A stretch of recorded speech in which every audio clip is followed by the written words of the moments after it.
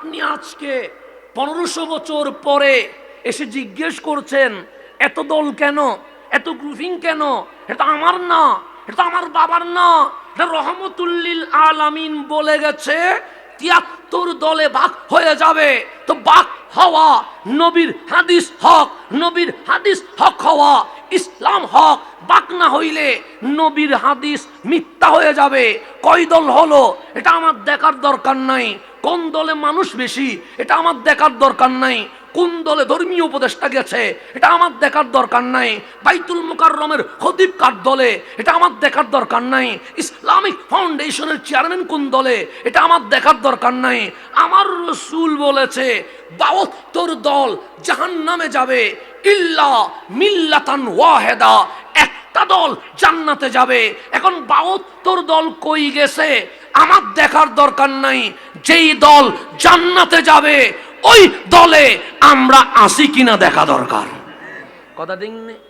এখন আমরা গবেষণা করছি এত দল হইল কেন, এখন গবেষণা হচ্ছে আমাদের এত দল হইল কেন, কোন দল এমপি হইতে পারবে। এখন গবেষণা করছি কোন দলে মানুষ বেশি হইল, আমরা গবেষণা করছি সচিব কোন দলে, আমলা কোন দলে, এগুলো নিয়ে গবেষণা। এগুলো তো গবেষণার বিষয় না, গবেষণার বিষয় হচ্ছে যেই দল জান্নাতে যাবে ওই দলে আমরা আসি কিনা। কথা ঠিক নেই? ওই দলে যদি আমরা না থাকি তাহলে জাহান্নামে যাব। কেন 72 দল কোথায় যাবে?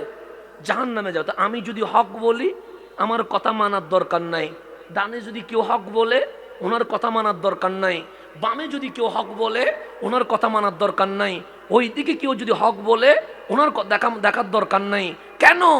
আল্লাহ যেহেতু ইসলাম দিছে, আল্লাহ যেহেতু নবী দিছে, আল্লাহ যেহেতু কোরআন দিছে, এই 73 দলে হক দল কোনটা এটা একমাত্র আমার আল্লাহ বলতে পারবে।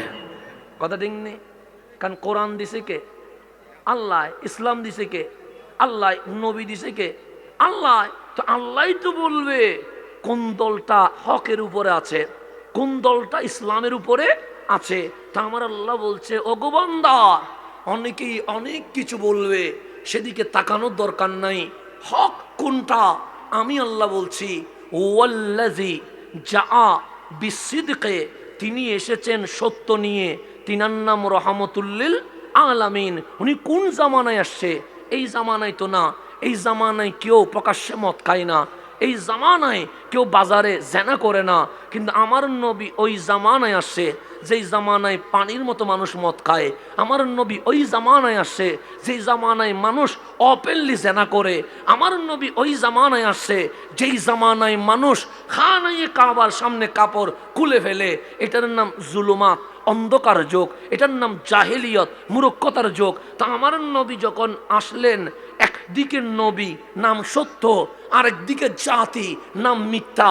মিথ্যার সত্যের মধ্যে ফারাক হয়ে গেছে, সত্যের মধ্যে একজন, মিথ্যার মধ্যে সবাই। তা আমার রসুল এসে মাহফিলে ডাক দিলেন ওয়াল্লাযী জাআ বিসিদকে, আমি নবী সত্য নিয়ে এসেছি, আমি নবী কোরআন নিয়ে এসেছি। আল্লাহ বলে আবু জেহেল মানে নাই, আবু লাহাব মানে নাই, উতবা সাইবা মানে নাই, উমাইয়া মানে নাই, তো কে মানছে?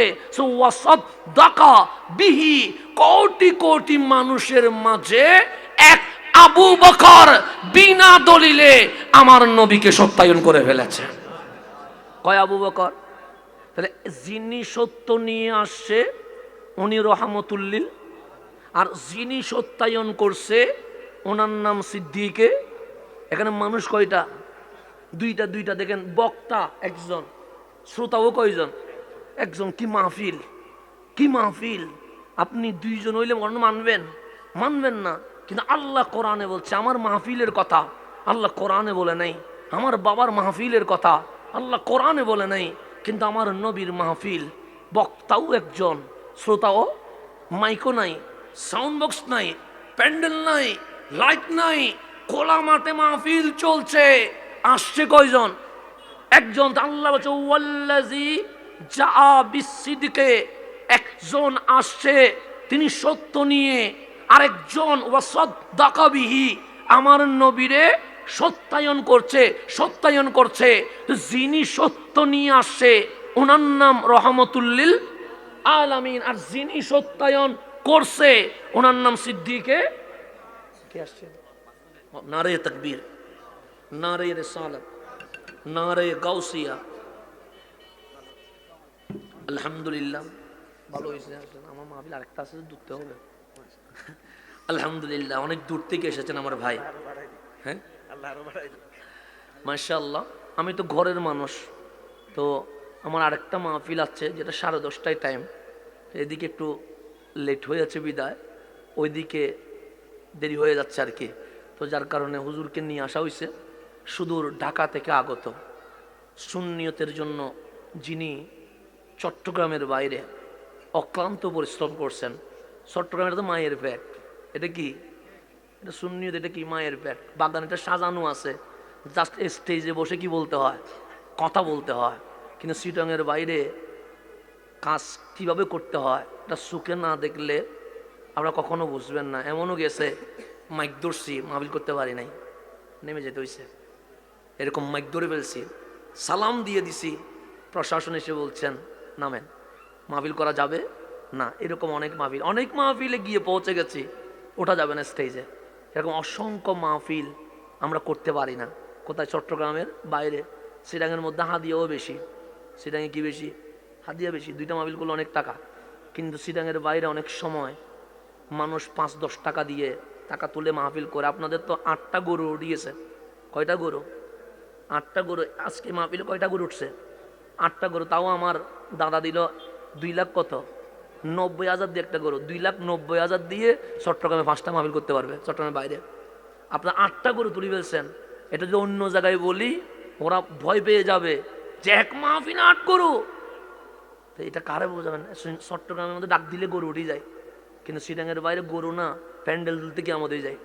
তো ওখানে যারা খেদমত করছেন, আমরা তো সিটাঙের মানুষ, আমরা তো চট্টগ্রামের ভিতরেই তাকিয়ে, বাইরেও যায়, কিন্তু আমরা না দেখলে বিশ্বাস করতে পারতাম না। আমার ভাই জুরাইন মাজার শরীফ কেন্দ্রীয় জামে মসজিদের সম্মানিত খতিবে মোকাররম হুজুর মৌলানা মুফতি হাফেজ মোহাম্মদ মাসুদ রেজবি মুদ্দাজিল্লুল আলী, উনি আমাদের মাহফিলে আজকের প্রধান বক্তার আসন অলঙ্কিত করেছেন। হুজুরের আগমনকে স্বাগত জানিয়ে আমরা সবাই বলি মারহাবা। আলহামদুলিল্লাহ। মূল্যায়ন করার দরকার আছে না? নাই, আছে। কারণ ওনারা আমাদের চেয়ে বেশি খেদমত করতেছেন। আলহামদুলিল্লাহ। আমরা মায়ের পেটে খেদমত করি, ওনারা বাঘের মুখে খেদমত করে। ফারাক কয়টা? 2টা। এটা হচ্ছে মায়ের পেটে বসে খেদমত করা, এটা হচ্ছে বাঘের মুখে বসে খেদমত করা। 2টার মধ্যে আকাশ পাতাল কি আছে, ব্যবধান আছে। আল্লাহ যেন আমাদেরকে বুঝার তৌফিক নসিব করেন।